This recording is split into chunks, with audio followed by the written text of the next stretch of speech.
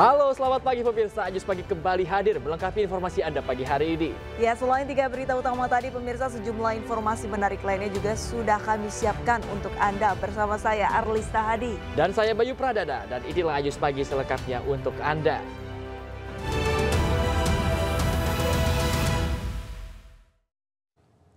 Kita ke informasi pertama, pemirsa, aksi penolakan Undang-Undang TNI diwarnai bentrok di sejumlah daerah. Ya, di Surabaya, Jawa Timur, massa melempari polisi dengan batu dan membakar fasilitas umum. Sementara pemirsa di Sukabumi, Jawa Barat, polisi menghalau ratusan mahasiswa dengan water cannon saat memaksa masuk ke kantor DPRD.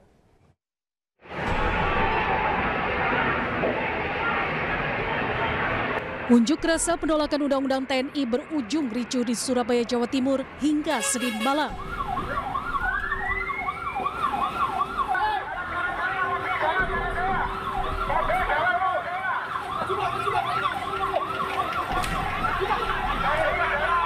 Massa mahasiswa melempari polisi dengan batu serta merusak dan membakar fasilitas umum, bahkan merusak mobil yang sedang terparkir di pinggir jalan.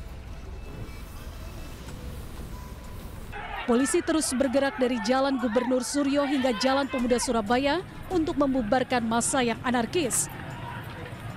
Saya sampaikan tadi, kita sedang mendalami, ada beberapa memang yang kita amankan tadi. Kita akan dalami apakah memang itu melakukan pidana atau tidak, ya. Setelah dibubarkan polisi, massa langsung membubarkan diri. Sementara itu pihak kebersihan kota Surabaya melakukan pembersihan jalan akibat puing-puing batu dan beberapa fasilitas umum yang dirusak massa. Dari Surabaya, Rahmat Ilyasan, iNews melaporkan.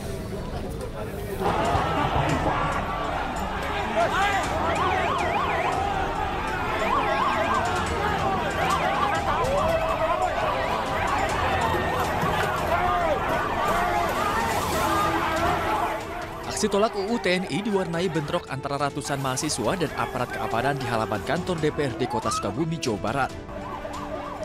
Petugas menghalau massa yang hendak masuk ke kantor DPRD dengan water cannon. Akibat kericuhan itu, sejumlah mahasiswa diamankan petugas karena diduga sebagai provokator. Sejumlah mahasiswa sesak nafas dan luka-luka sehingga harus mendapatkan penanganan medis. Dalam aksinya, ratusan mahasiswa menolak UU TNI dan mendesak DPR untuk lebih transparan dalam pembahasan revisi RUU TNI.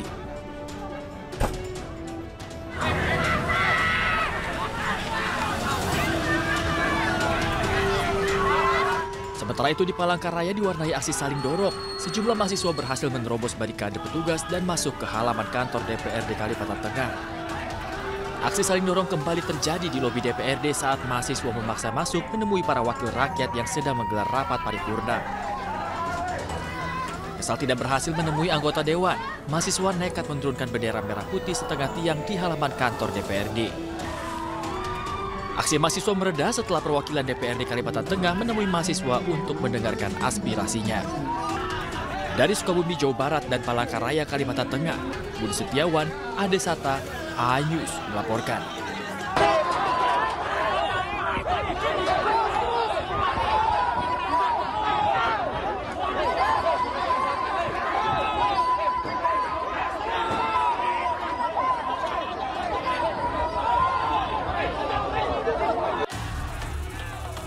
Aksi unjuk rasa gabungan Aliansi Mahasiswa Tolak Undang-Undang TNI di depan gedung DPRD Kabupaten Lumajang berlangsung ricuh.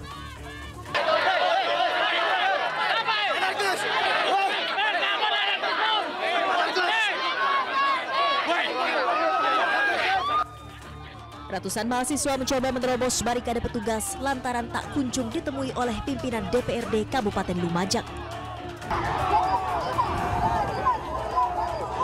Bentrok antara mahasiswa dan aparat pecah setelah salah seorang mahasiswa diduga mendapat pukulan menggunakan kayu oleh oknum TNI.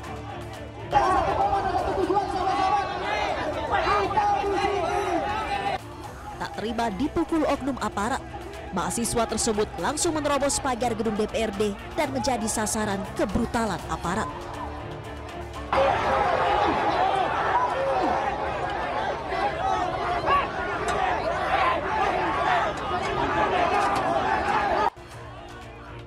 Atas dugaan tindakan kekerasan oleh oknum aparat tersebut, Gabungan Aliansi Mahasiswa Lumajang akan menempuh jalur hukum.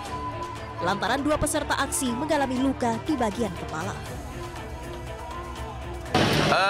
Tadi sempat dipukul gara-gara kita menerobos masuk.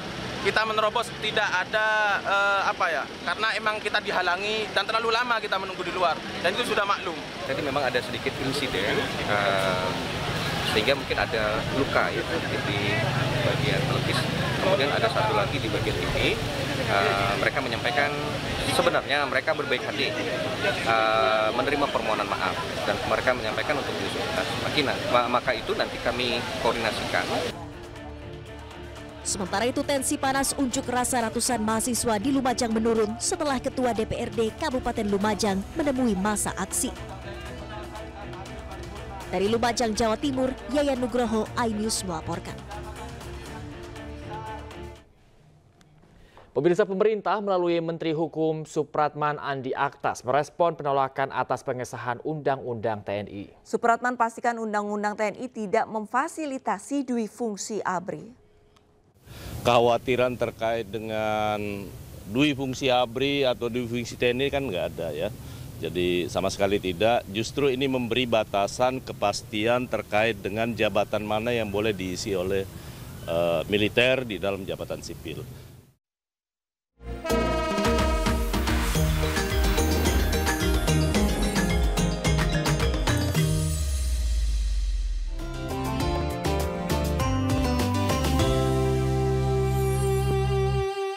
Acara ini dipersembahkan oleh Pemirsa, puluhan penumpang pesawat mengamuk di counter check-in keberangkatan maskapai penerbangan di Bandara Internasional Soekarno-Hatta, Tangerang, Banten pada Senin sore. Ya, mereka ini mengamuk karena tidak kunjung diberangkatkan karena pesawat diduga mengalami kerusakan.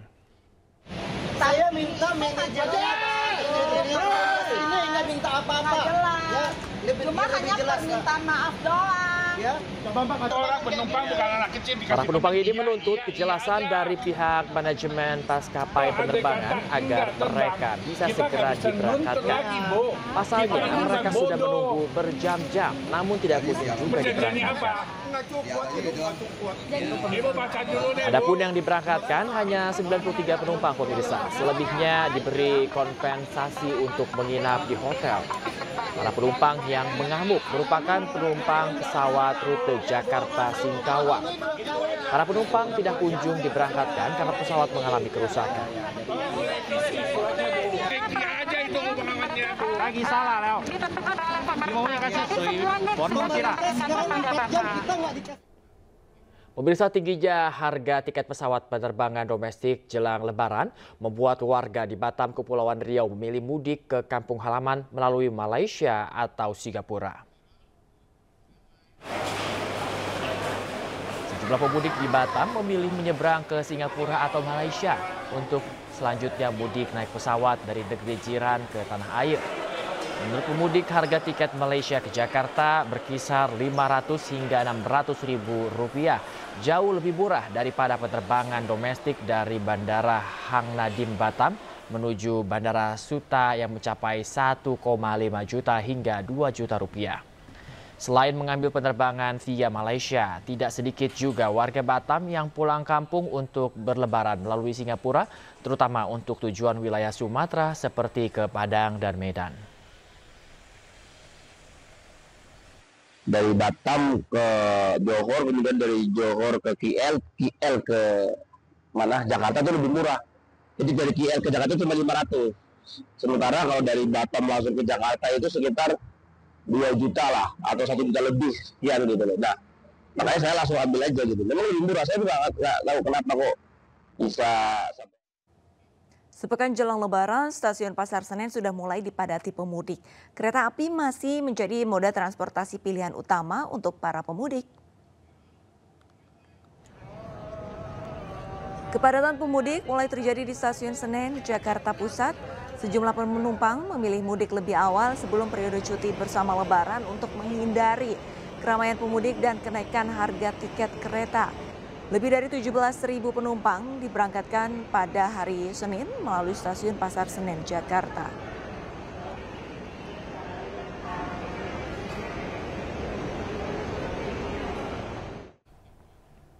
Pemirsa, sepekan jelang Lebaran, arus lalu lintas di Kalimalang, Durensawit, Jakarta Timur mulai ramai Senin malam.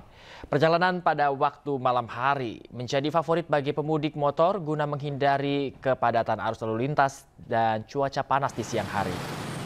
Diketahui pemudik motor ini mudik ke wilayah Jawa Barat, Jawa Tengah hingga Jawa Timur.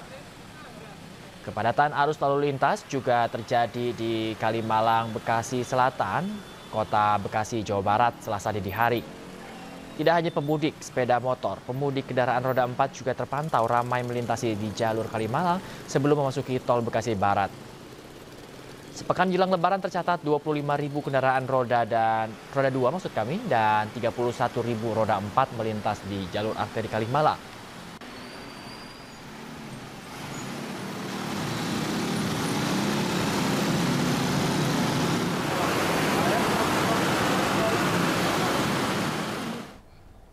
Dan untuk mengetahui kondisi arus mudik Lebaran di sejumlah lokasi, pemirsa, kami sudah terhubung dengan Camar Henda di gerbang tol Cikampek Karawang, Jawa Barat, dan juga rekan Wenda Nura di stasiun Pasar Senen, Jakarta Pusat.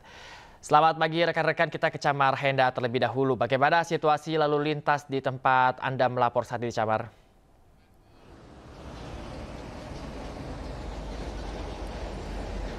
Ya, selamat pagi Bayu, Arlista dan juga pemirsa. Kalau tadi malam kami memantau situasi dan kondisi di gerbang tol Cikampek Utama. Dan saat ini saya sudah berada di exit tol gerbang tol Cikampek yang akan menuju ke Simpang Jomin. Ataupun juga kalau kita menuju ke sebelah kanan dari exit tol ini, kita akan menuju ke Purwakarta. Situasi dan kondisi pada pagi hari ini terpantau ramai lancar. Dan memang untuk pada pagi hari ini, apabila malam hari didominasi oleh truk dan juga mobil pribadi, namun saat ini kami melihat didominasi oleh truk logistik, kemudian juga kendaraan sumbu 3 atau roda 10, sehingga memang untuk intensitas dari masyarakat yang melaksanakan mudik pada pagi hari tidak terlihat. Biasanya Bayu dan juga pemirsa, di 7 hari sebelumnya pemantauan kami memang masyarakat yang akan mudik memilih sekitar pukul 9 pagi untuk bisa menuju ke tempat ataupun juga keluar dari exit tol ini. Memang dari data yang disampaikan oleh Jasa Marga, lalu lintas masuk ini mencapai 25.700 mobil ke arah Palimanan, sementara untuk lalu lintas keluar ini mencapai 17.700 yang meninggalkan Jakarta. Memang sudah terlihat bahwa arus mudik ini sudah terlihat, meskipun untuk prediksi sendiri arus mudik puncaknya akan terjadi pada 28 Maret. Dari kendaraan yang sampai dengan saat ini kami pantau untuk bus antar kota, antar provinsi atau bus akap, ini memang tidak terlalu mendominasi karena biasanya jam-jam pagi ataupun sahur seperti ini dimanfaatkan oleh mereka untuk beristirahat di rest area, misalnya saja di rest area kilometer 57 yang paling ramai. Bayu, dapat kami sampaikan untuk diskon tarif tol ini berlaku dari kemarin 24 sampai dengan 28 Maret 2025, sehingga Anda bisa memanfaatkan karena ada diskon 20%. Kalau kami bisa sarankan kepada Anda bisa berpergian dari tanggal 24 kemarin sampai dengan 27 dan menghindari tanggal 28 yang mana menjadi puncak dari arus mudik 2025. Dan kami juga melihat bahwasannya untuk situasi dan kondisi saat ini masih terpantau kondusif. Anda bisa memanfaatkan rest area di kilometer 57. Sementara untuk rekayasa lalu lintas seperti one way dan juga kontraflow dan juga berbagai rekayasa lalu lintas lainnya ini belum diberlakukan secara signifikan dan diberlakukan secara situasional. Namun untuk penerapan rekayasa lalu lintas rencananya akan dilakukan pada tanggal 27 sampai dengan 30 Maret, di mana menjadi puncak dari arus mudik. Sementara demikian Bayu dan juga Arlista. Ya, puncak dikabarkan masih tanggal 28, artinya masih ada kemungkinan ini untuk nantinya volume kendaraan masih terus meningkat. Baik Camar, kita akan beralih sejenak ke moda transportasi kereta api. Ada rekan Wenda Naura di stasiun Pasar Senen. Wenda, sementara bagaimana untuk pantauan Anda, apakah pemudik ini juga masih terus meningkat yang menggunakan moda kereta api? Ya, selamat pagi Bayu dan juga pemirsa. Suasana saat ini, pagi hari ini di stasiun Pasar Senen sudah cukup ramai. Bahkan keramaian ini sebetulnya sudah mulai terjadi sejak tanggal 21 Maret tahun 2025 lalu.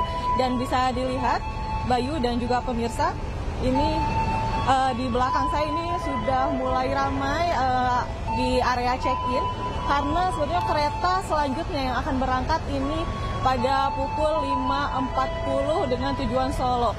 Namun saat ini tadi sebetulnya beberapa menit yang lalu di sini masih ada antrian, Bayu dan juga pemirsa. Namun saat ini sepertinya para calon penumpang atau para pemudik ini sudah mulai memasuki kereta tujuannya. Dikarenakan seperti yang sudah saya sampaikan tadi bahwa kereta selanjutnya yang akan berangkat ini pada pukul 5.40 dengan tujuan Solo.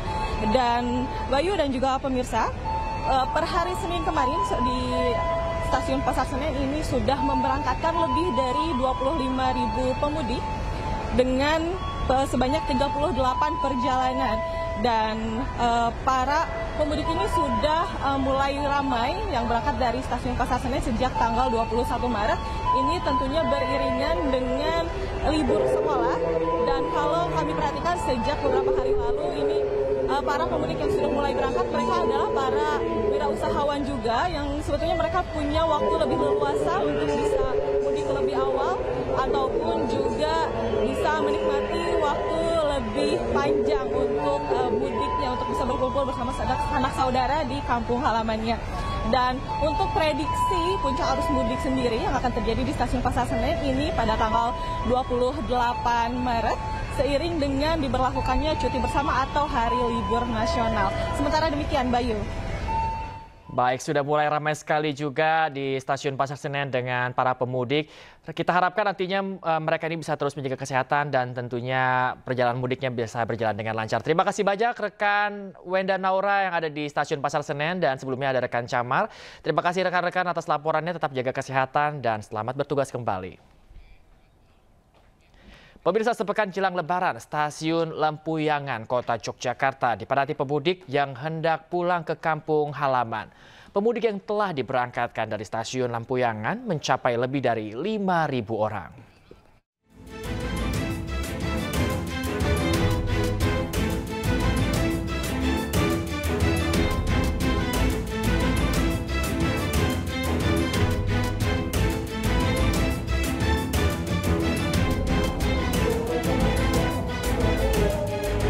Sepekan jelang Lebaran, Stasiun Lempuyangan Kota Yogyakarta dipadati pemudik yang akan pulang ke kampung halaman.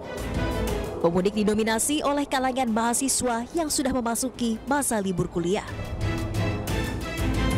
Kebanyakan pemudik akan pulang ke kampung dengan tujuan daerah Jawa Timur dan Jawa Tengah, seperti Semarang, Purwokerto, Madiun, Surabaya, hingga Banyuwangi.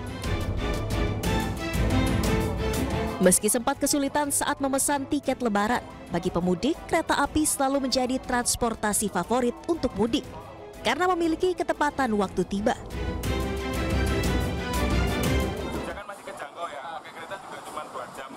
Jadi nyaman aja naik kereta, tinggal duduk 2 jam nyampe di Jogja. Kalau tiketnya sendiri gampang nggak Mas pas mesen kemarin? Kemarin agak susah sih, udah mulai agak susah karena mungkin udah mulai masuk musim mudik ya Mas, jadi agak susah. Tapi kalau yang kemarin sebelum minggu kemarin itu masih. Sementara itu di masa angkutan Lebaran, PT KAI Daop 6 Yogyakarta mengoperasikan 22 kereta jarak jauh reguler dan 11 kereta jarak jauh tambahan. PT KAI juga melaporkan hingga 23 Maret 2025, pemudik yang telah diberangkatkan dari Stasiun Lempuyangan mencapai lebih dari 5.000 orang. Dari Yogyakarta, Gunanto Farhan, iNews melaporkan.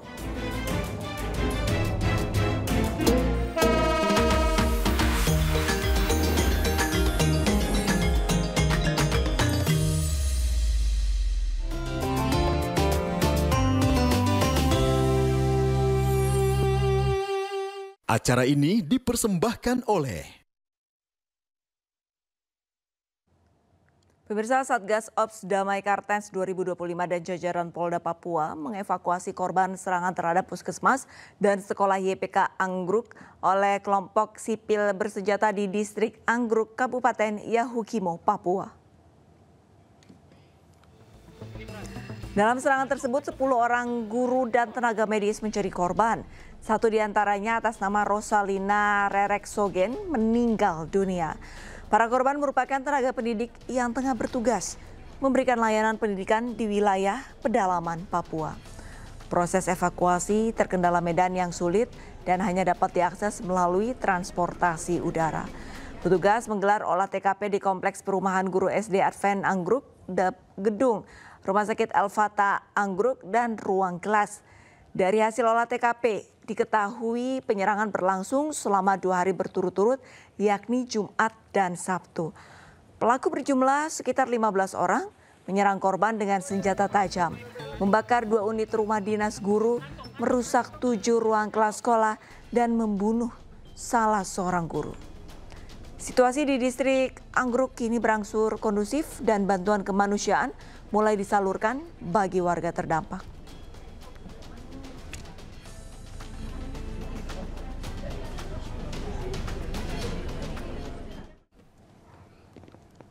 Viral uang pecahan kertas baru senilai miliaran rupiah ditumpuk di sebuah ruko di Jalan Raya Pasuruan, Jawa Timur. Informasi selengkapnya akan kami hadirkan usai jeda, tetaplah bersama iNews Pagi.